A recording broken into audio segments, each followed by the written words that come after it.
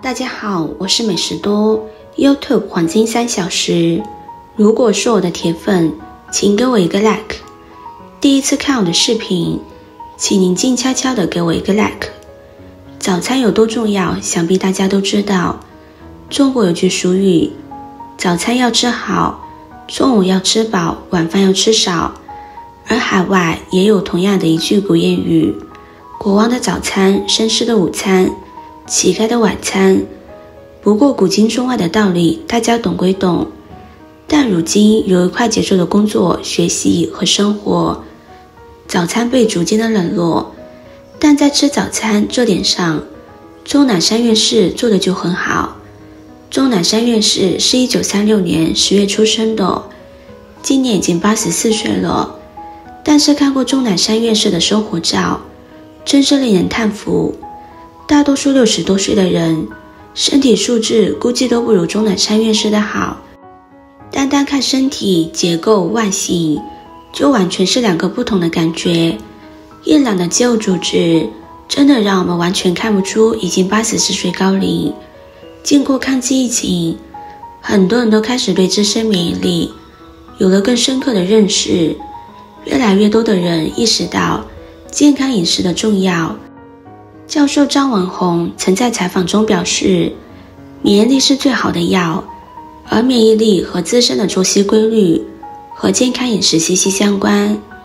84岁的钟南山院士精神奕奕，看上去比很多50、60岁的人都要健硕很多。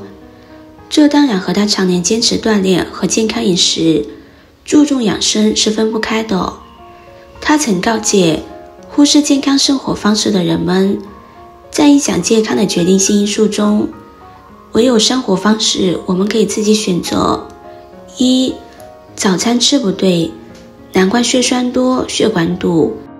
钟南山院士曾在亚洲美食节上公开自己的饮食习惯和建议，其中分享了6种早餐常吃的健康食物，6种大家常吃但是并不健康的食物，可谓是干货满满。早餐的重要性是受国际认可的，但到底为什么每天都要吃早餐呢？早餐的作用主要有3个。第一，保证机体能量供应。第二，减少心血管疾病风险。第三，延缓衰老，减少肥胖。在国外的一项研究中已经证实了，早餐可以帮助改善血压和动脉硬化进程，降低死亡风险。该团队跟踪了6550名志愿者，其中不吃早餐的1085名，偶尔吃早餐的1639名，每天吃早餐的3826名。在跟踪随访15年之后，这些人的健康状况有了明显变化。这15年间又将近2000多人死亡，其中780名的死因是源于心血管疾病，并且在对不吃早餐的人进行血液检查后发现，他们血液中的胆固醇含量要高出常人，更容易出现血栓和血管硬化。与经常吃早餐的人相比，不吃早餐人群的心血管急症的风险增加到了 75%， 死亡风险有显著增加。血管就是人体的生命线，血管的健康直接牵连着生命的时长。钟南山6吃6不吃，下面就和大家分享钟南山院士的6吃和6不吃建议。看完之后问问你自己做到了吗？6种经常吃的健康食物。橙子被称为超级水果的橙子，含有丰富的维 C、铝、钙、磷、镁、铁、锌、硒等人体所需的微量元素，营养十分丰富。鸡蛋、牛奶，鸡蛋、牛奶是早餐中的老搭档了，是人体所需要蛋白质的主要来源。鸡蛋是家家户户必备的营养食物，里面含有矿物质、微量元素、维生素或者蛋白质，这些营养提供量充足，对自身抵抗力提高大有帮助。很多人饮食不恰当，营养丰富的食物没有补充，就算吃了早餐，可能依然会营养缺乏。鸡蛋是营养较为全面的健康食品，除了获取里面的蛋白质，维持正常生命活动外，提高抵抗力，还有抑制健脑的物质，可以提供营养补充全面，身体可以保持健康，对寿命延长有帮助。牛奶是健康饮品之一，里面含有人体需要的矿物质、微量元素、蛋白质以及维生素。蛋白质提供量充足，不仅保持精神状态良好，还对抵抗力提高有作用。那些身体蛋白质提供量少的人，可能会有体质下降、容易生病的情况。另外，身体需要的钙质没有满足需求，容易影响牙齿或者骨骼健康。而在每天早餐喝一杯牛奶，搭配其他健康的食物，基本的钙质与蛋白质需求都满足，自然可以维持身体健康。面包纤维饼干，面包一般是由五谷制作而成的，能够提供身体所需的热量，而且两者都能为身体提供很多的膳食纤维。而且面包和饼干都是成品，随吃随取，十分适合拿来当早餐。面包具有较强的饱腹感，在早餐吃面包，可以获取里面丰富碳水化合物。碳水化合物可以为人体提供能量，保持精神状态良好。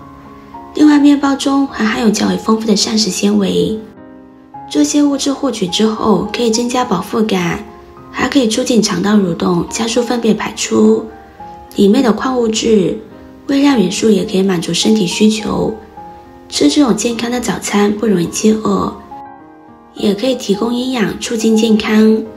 红豆粥，红豆是生活中常见的一种补血、补气的食物。